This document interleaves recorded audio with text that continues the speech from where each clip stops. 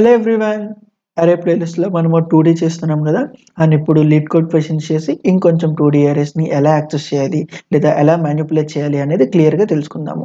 Okay, and ఈ question చూడు. Flipping an image given and n cross and binary matrix image, flip the image horizontally and invert it and then return the resulting image అంటున్నాడు.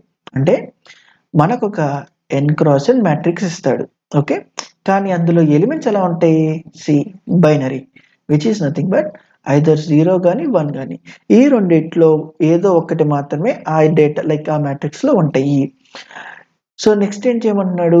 ఆ డేటాని హారిజంటల్గా flip చేసి and then invert చేయమంటున్నాడు. అర్థం గల fine. ఒకసారి ఎగ్జాంపుల్ అంటే చూద్దాం.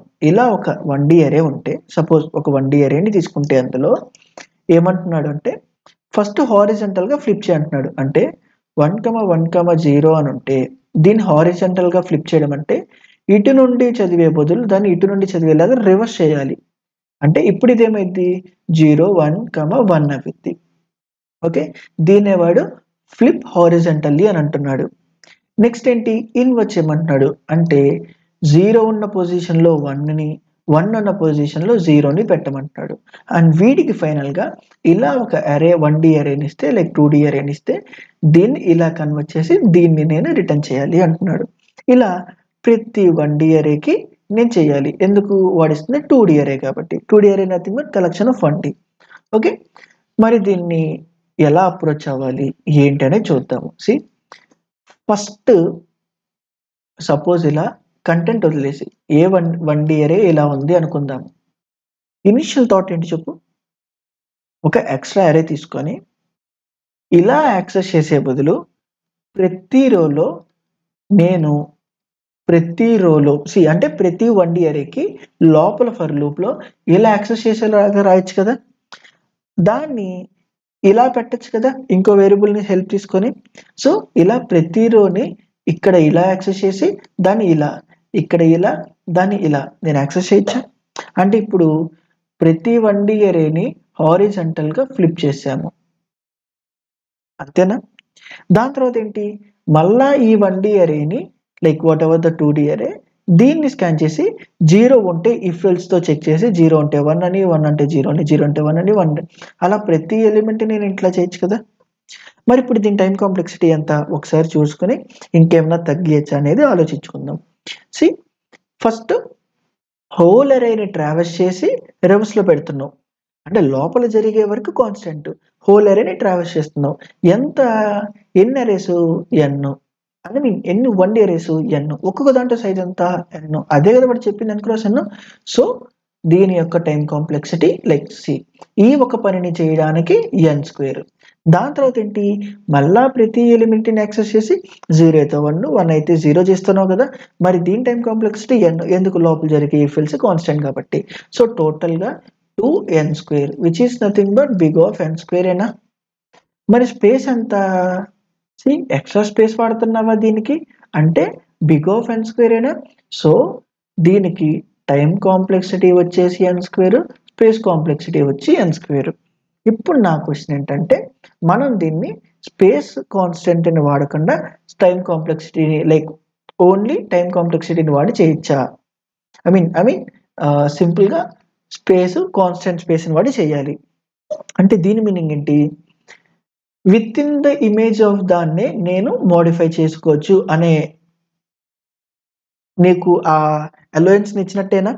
బేసిక్గా అంతే కదా. 2D అరేలో ఆ డేటాని ఇంకో ఎక్స్ట్రా స్పేస్ తీసుకుంటున్నాను అంటే ఒరిజినల్ అరే ఒరిజినల్ మ్యాట్రిక్స్ అనేది ఎఫెక్ట్ కాకూడదు అని. బట్ స్టిల్ ఒరిజినల్ మ్యాట్రిక్స్ కూడా ఎఫెక్ట్ అవ్వచ్చు. ఎఫెక్ట్ కాకూడదు అని క్వశ్చన్లో ఏమైనా చెప్పాడా? చెప్పలా. అంటే మనం యూజ్ చేసుకోవచ్చు కదా ఒరిజినల్ మ్యాట్రిక్స్ని. సో యూజ్ చేసుకుందాం. ఇప్పుడు నేను ఈ మెథడ్లో కాకుండా ఒరిజినల్ మ్యాట్రిక్స్ని ఎలా చేంజ్ చేసి రాయొచ్చు అనేది చూపిస్తా. ఓకే, సింపుల్గా ఆల్రెడీ మనము కాన్స్టెంట్ స్పేస్తో 1D అరేని ఎలా రివర్స్ చేయాలి అనేది తెలుసుకున్నామా? ఇఫ్ ఇన్ కేస్ నువ్వు కొత్తగా వచ్చింటే ఒకసారి ఆ వీడియో కూడా ఉంది, ఒకసారి వెళ్ళి చెక్ చేసి ఈ వీడియోకి రా. ఓకే, ఇప్పుడు అదే కాన్స్టెంట్ ఎక్స్ట్రా స్పేస్ని వాడి విత్ ఇన్ ద అరేని మనం ప్రతిదీ చెక్ చేయొచ్చా లేదా? రివర్స్ చేయొచ్చా? వన్స్ రివర్స్ అయిపోయిన తర్వాత అదే ఇమేజ్ అనే ఒరిజినల్ అరేని సేమ్ ట్రావర్స్ చేసి 0 అయితే 1 1 అయితే 0 ఇట్లా పెట్టచ్చా? మరి ఇప్పుడు దీని టైం కాంప్లెక్సిటీ ఎంత? ఇది n స్క్వేర్, ఇది n స్క్వేర్, టోటల్గా n స్క్వేరే లైక్ టైం కాంప్లెక్సిటీ. కానీ స్పేస్ అంత ఇక్కడ బిగ్ ఆఫ్ 1. ఓకే, మనం ఈ ప్రాసెస్లో చేద్దాము.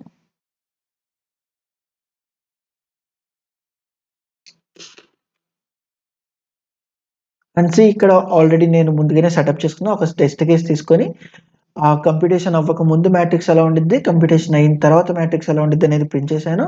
అండ్ ఇక్కడ ఆ పర్టిక్యులర్ ఫంక్షన్ని కాల్ చేస్తున్నాను. ఇక్కడ చూడు, నాకు రిటర్న్లో ఒక మ్యాట్రిక్స్ కావాలి, కానీ నేను దాన్ని ఇక్కడ హోల్డ్ చేసుకుని ఎలాంటి మ్యాట్రిక్స్ని తీసుకోలేదు. ఎందుకు? ఆల్రెడీ మనం మ్యాట్రిక్స్ అంటేనే రిఫరెన్స్ అని పంపిస్తున్నట్టు. నేను చేంజ్ చేయాలనుకుంటుంది కూడా with in the matrix of like ఆ ఇమేజ్నే. అలాంటప్పుడు రిటర్న్ చేసేదాన్ని హోల్డ్ చేస్తే ఏమైంది, చేయకపోతే ఏమైంది? ఎలాగో ఒరిజినల్ మాడిపోయింది. నేను పంపిస్తుంది రిఫరెన్స్ కాబట్టి ఆబ్వియస్గా అరేస్ లైక్ వేరే ఫంక్షన్ నుండి కూడా నేను యాక్సెస్ చేయొచ్చా? అప్డేట్ అయింది. ఎందుకు? అవి లోకల్ కాదు కాబట్టి. ఓకే, అండ్ ఇప్పుడు ఇక్కడ ఏం చేయొచ్చు చెప్పు. ఫస్ట్ మనము ప్రతి అరేని యాక్సెస్ చేయాలా అంటే 2Dలో ఉన్న ప్రతి 1D అరేని యాక్సెస్ చేయాలి. నెక్స్ట్ ఏంటి, ఆ పర్టికులర్ 1D అరేని రివర్స్ చేయాలి.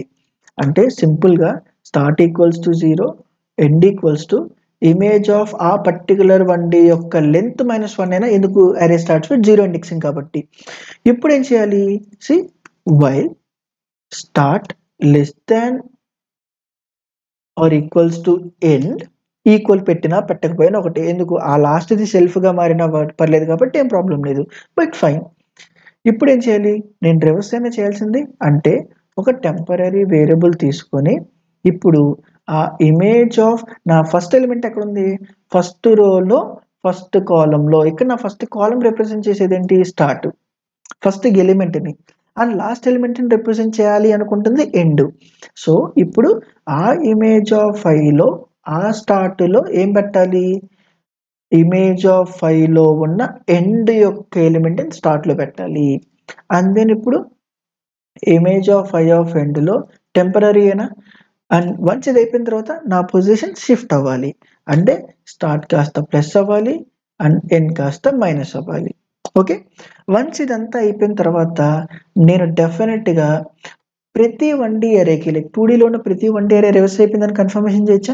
వన్స్ ఇప్పుడు ఏం చేయాలి, సో ఇదంతా అయిపోయిన తర్వాత నేను అరేని ట్రావర్స్ చేస్తూ ప్రతి ఎలిమెంట్ని అంటే వాట్ ఎవర్ లైక్ ఎన్ని 1Ds అయితే ఉన్నాయి అన్ని ఇంటర్నల్గా అందులో ఎన్ని ఎలిమెంట్స్ ఉంటే అన్ని ఎలిమెంట్స్ యాక్సెస్ చేసి if in case image of I of j equals to 1 అయితే నేను ఇక్కడ సింపుల్గా image of I of j equals to 0 అని రాస్తా.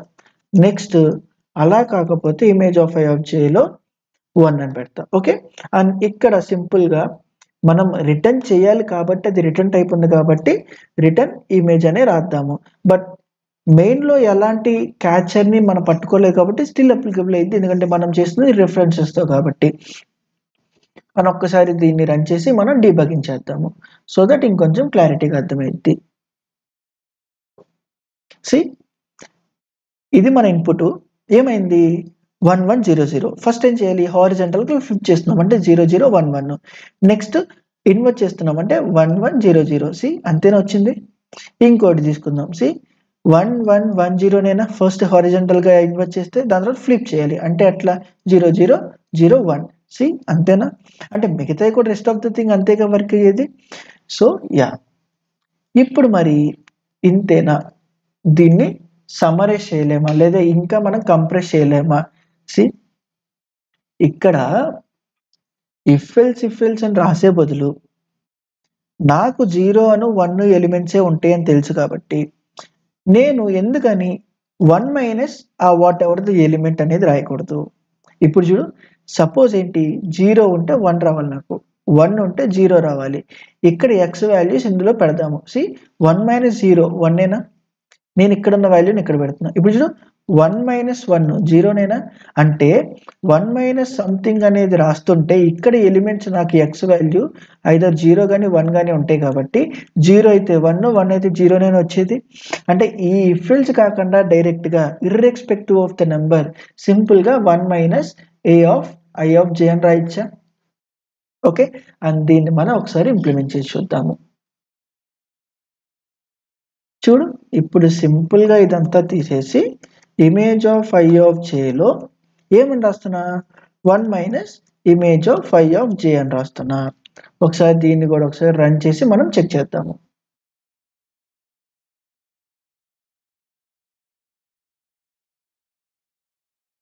అండ్ చూడు స్టిల్ ఆన్సర్ హోల్డ్ అలానే హోల్డ్ అవుతుందా లేదని చెక్ చేద్దాం ఒక టెస్ట్ కేస్‌తో. ఇక్కడ చూడు 1 1 1 0 అయిపోద్ది. ఫ్లిప్ చేస్తే 0 0 0 కాస్త 1 అయిపోద్ది. సీ అంతేనా? అంటే స్టిల్ మన ఆన్సర్ హోల్డ్ అయ్యే ఉంది. మరి ఇప్పుడు దీని టైమ్ కాంప్లెక్సిటీ ఎంత?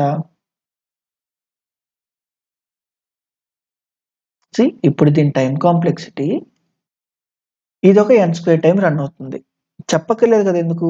బట్ ప్రాపర్‌గా n స్క్వేర్ అంటే కాదు. ఇది n టైమ్స్ రన్ అవుతుంది. లోపలున్న ఒక్కొక్కటి n/2 టైమ్స్ రన్ అవుతుంది. ఎందుకు? ఈ అరేలో స్టార్ట్ ఇక్కడ, ఎండ్ ఇక్కడ. ప్రతిసారి ప్లస్ ప్లస్ వెళ్తుంది. మైనస్ మైనస్ ఒక్కొక్కటి 2 తగ్గుతా వస్తుంది. సో దీనికి ఆల్రెడీ ఎక్స్‌ప్లనేషన్ అంతా ఇచ్చేసాను. ఆ వీడియోస్‌లో ఒకసారి నువ్వు వెళ్లి చెక్ చేసేయి. And yeah! ఇప్పుడు ఇది బట్ స్టిల్ ఓవరాల్‌గా ఇది n స్క్వేరేనా అయ్యేది. So fine. మరి నెక్స్ట్ ఇదెంత? ఇది కూడా హోల్ అరేనేనా ట్రావర్స్ చేస్తుంది. ఇక్కడ అరే సైజ్ ఎంత? n square. ఎందుకు? ఇది 2D మ్యాట్రిక్స్ కాబట్టి. సో టోటల్‌గా 2n స్క్వేర్ అయింది. మరి దీన్ని మనం తగ్గియలేమా? ఇప్పుడు ఇక్కడ మనం ఏం చేస్తున్నాము? 1 మైనస్ సంథింగ్ చేస్తున్నాము.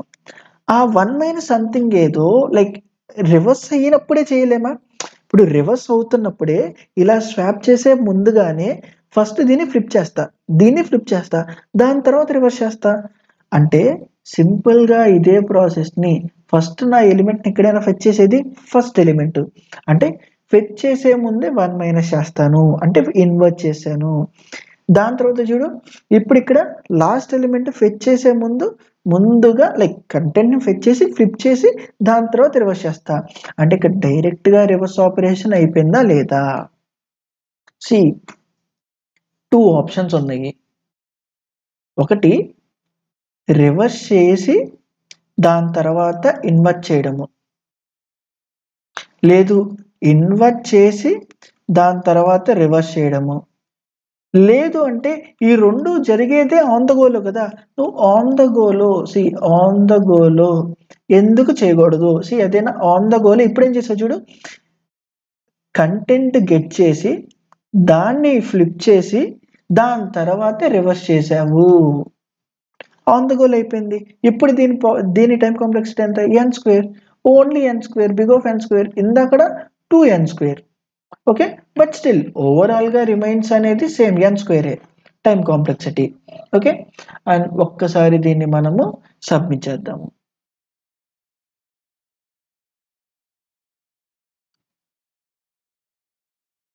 And yeah! ఇంతేనా? ఇంకా చేయలేమా? చేయొచ్చు. ఒక్క నిమిషం. నీకు అది కూడా చెప్తాను. 1 మైనస్ సంథింగ్ ఇంకోలాగా చేయలేమా? ఇంకెలాగన్నా ఉండిద్దా? సీ ఇక్కడ 1 మైనస్ సంథింగ్ అని రాసే బదులు 1 మైనస్ సంథింగ్ అని రాసే బదులు ఎలాగో 0 1 అని మాత్రమే తెలుసు. 0 వచ్చినప్పుడు 1 రావాలి. 1 వచ్చినప్పుడు 0 రావాలి. అంతేనా? సపోజ్ ఇప్పుడు సింపుల్‌గా ఎక్సార్ వాడితే 1 1 1 0 ఈ రెండిటికి ఆన్సర్స్ చూద్దాము. సేమ్‌గా ఉన్నాయి కాబట్టి 0 నేనా? డిఫరెంట్‌గా ఉన్నాయి కాబట్టి 1 నేనా? అంటే 1 XOR ఆఫ్ x అనేది నేను సింపుల్‌గా వాడొచ్చా? అంటే 1 మైనస్ సంథింగ్ అనే బదులు 1 XOR అనేది రాస్తాను. అంటే సింపుల్‌గా ఇక్కడ 1 XOR ఆఫ్ సంథింగ్, ఇక్కడ 1 XOR ఆఫ్ సంథింగ్. అండ్ ఒకసారి మళ్ళా రీరన్ చేస్తున్నా. కోడ్‌లో ఎలాంటి చేంజ్ లేదు. జస్ట్ అలా కూడా బిట్స్ ఎలాగో 0, 1 బిట్స్ అనేది మాత్రమే మనకు కన్ఫర్మ్ అయిపోయింది. అలాంటప్పుడు ఆ XOR ఫంక్షనాలిటీస్‌ని కూడా యూజ్ చేసుకోవచ్చు అని చెప్పడానికి మాత్రమే చూపించా. Okay. And yeah! And as యూజువల్‌గా అదే కోడ్‌ని మనం పైథాన్‌లో కూడా ఎలా రాయాలో చూద్దాము. So nums like image length uh 2D అరే లెంత్ ఎంత ఉందో అన్నిసార్లు రన్ చేస్తూ విచ్ మీన్స్ ఎన్ని 1Ds అరే ఉన్నాయో అన్నిసార్లు రన్ చేస్తూ ప్రతి 1D అరేకి మనము ఇక్కడ ఫ్లిప్ చేస్తున్నాము అండ్ ఇనిషియల్గా ఇన్వర్ట్ చేసి దాని తర్వాత రివర్స్ చేస్తున్నాము. ఓకే, అని ఇలా ప్రతి 1D అరేకి జరుగుతుంది అండ్ అట్ లాస్ట్ మనం ఆ ఇమేజ్ని రిటర్న్ చేస్తున్నాము. సో ఒకసారి దీన్ని రన్ చేద్దాము and time complexity still remains same. Okay, and space వచ్చేసి constant space accepted. Okay, so yeah, that's it for this video. Thank you.